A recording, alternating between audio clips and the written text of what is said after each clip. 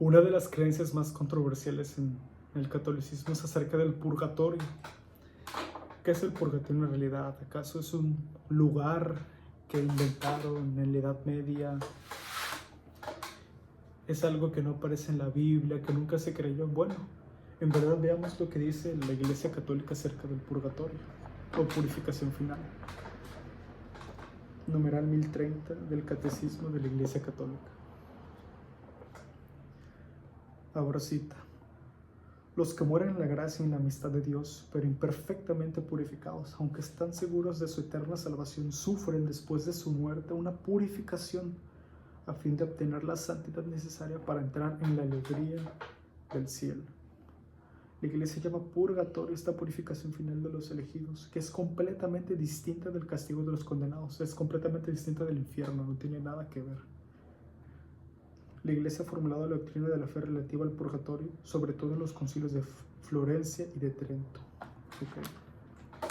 Como acabé de leer ahorita, el purgatorio no es un lugar, es un estado del alma que es antes de entrar al cielo.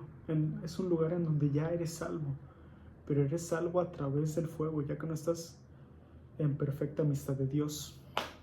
Ok. Bueno, vamos a las Sagradas Escrituras.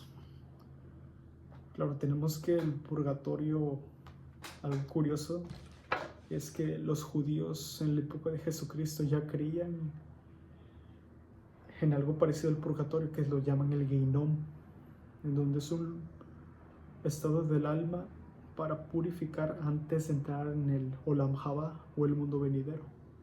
Pues es prácticamente lo mismo que creo yo como católico, lo que creía un judío hace 2000 años. Entonces es algo muy curioso, ¿no? Cómo es que dos religiones completamente distintas pueden tener una doctrina bastante similar.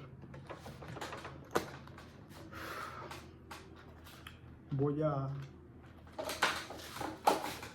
Mateo 12, capítulo 12, versículo 32.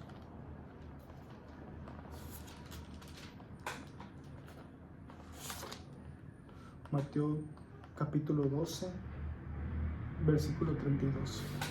Y al que diga una palabra contra el Hijo del Hombre se le perdonará, pero al que la diga contra el Espíritu Santo no se le perdonará, ni en este mundo, ni en el otro. O sea que esta ofensa contra el Espíritu Santo no se perdona ni aquí ni allá. O sea que hace referencia a que existe un perdón después, o sea, en el mundo venidero, después de que yo fallezca, podré tener perdón de mis pecados en el siglo futuro, en el mundo venidero. Dice Apocalipsis capítulo 21, versículo 27. Nada profano entrará en ella, en el cielo, ni los que cometen abominación y mentira, sino solamente los inscritos en el libro de la vida del Cordero.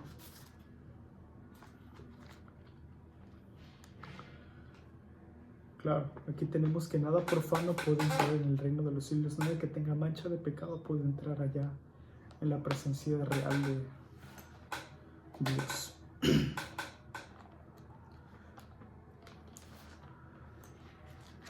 Vamos a Segunda de Macabeos 12, capítulo 12, versículo 41 al 47. Dice la historia de Judas el Macabeo, bueno, de los macabeos, que fueron judíos que provocaron una guerra en contra de los griegos, que estos griegos iban y realizaban matanzas, realizaban sacrificios en los templos, realizaban abominaciones, blasfemias, y estos judíos, hijos de Matatías, provocaron una guerra porque sentían un celo tan grande que Dios, que decidieron defender el culto a Dios.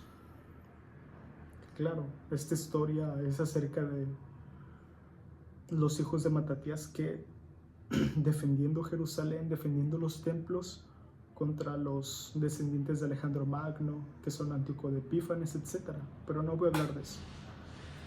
Judas el Macabeo realizó aquí un rito para expiación de los pecados de los soldados que ya habían muerto. Dice: bendijeron pues todas las obras del Señor juez justo, que manifiesta las cosas ocultas, y pasaron a la súplica, rogando que quedara completamente borrado el pecado cometido.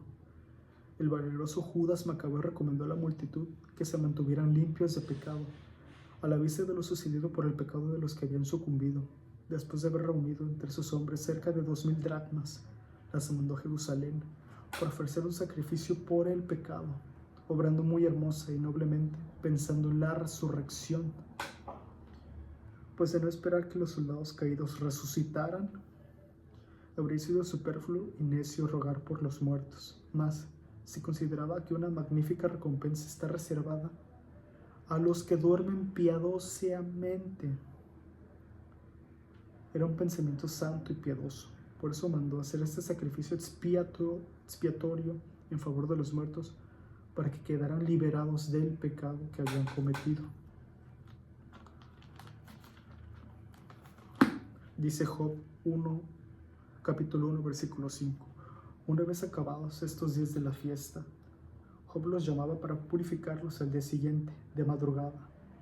Ofrecía un holocausto, un sacrificio, por cada uno de ellos, pues pensaba que a lo mejor habían pecado maldiciendo a Dios en su interior. Siempre hacía lo mismo, claro. Dice que como a lo mejor habían maldecido a Dios, él realizó este sacrificio para que fueran perdonados sus pecados en el mundo venidero.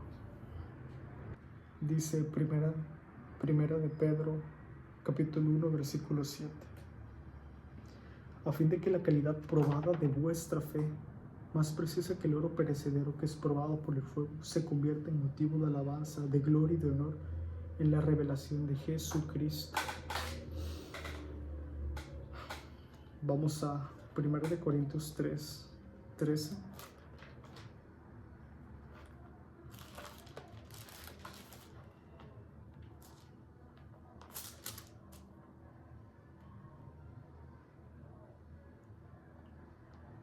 La obra, y si uno construye sobre este cimiento con oro, plata, piedras preciosas, madera, heno, paja, la obra de cada cual quedará al descubierto, la manifestará el día, que aparecerá con fuego, y la calidad de la obra de cada cual la probará el fuego. Que claramente tenemos matices de que un fuego purifica, de que algo te limpia, te produce ese perdón de los pecados que solo Dios te puede otorgar. Y vamos a 2 Corintios 7:1.